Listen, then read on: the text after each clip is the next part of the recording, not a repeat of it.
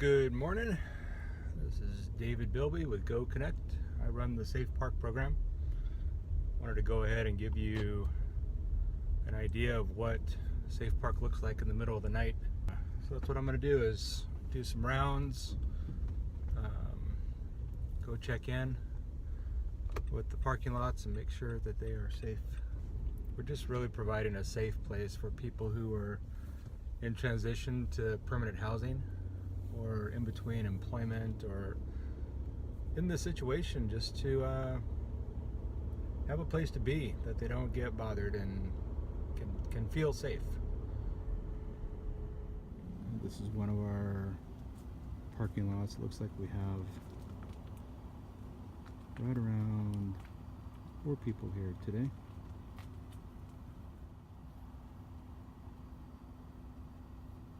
It's exciting, isn't it? So we're taking off from that place and going to the next, and it was pretty quiet there. I always run a risk of waking people up at this early in the morning. I don't want to do that. I thought that I would at least be able to give you an idea what people do during the day. That's a question we get a lot. Well,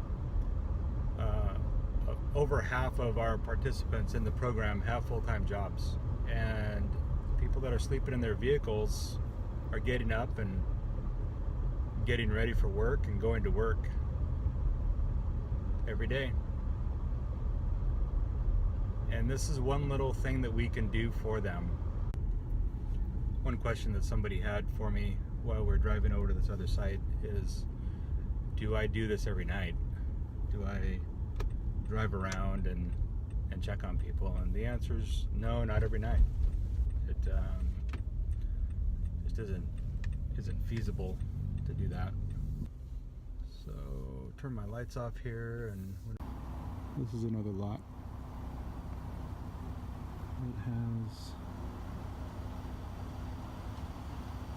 right now,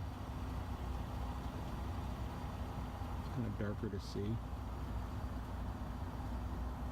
We have one car behind that bush.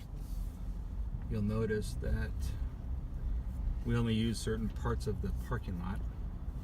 We don't use the entire thing.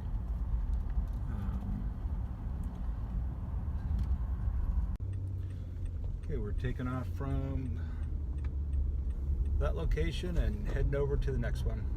And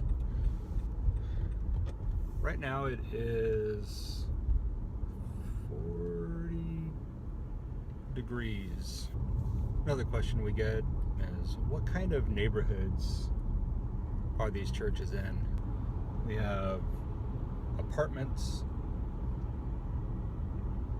we have houses,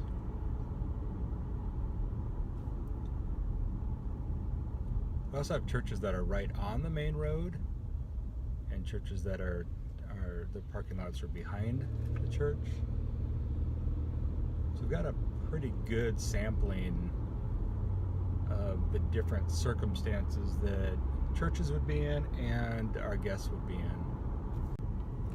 Another question we get quite a bit as we're driving over to this other site is, what's the kind of person that is staying at the lot?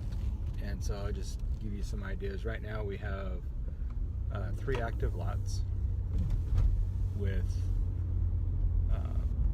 5 cars in one, 5 cars in another, and then 2 cars in another. Typically, just off the top of my head, we have about a third are over 50, and we don't have a ton of families right now. I think we have 2 families in the program. It's just way too cold for kids to be in cars.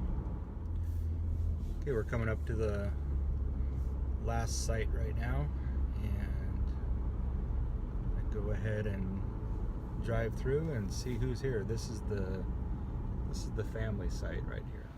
Looks like we have 1 car here today, and the rest of the lot is empty.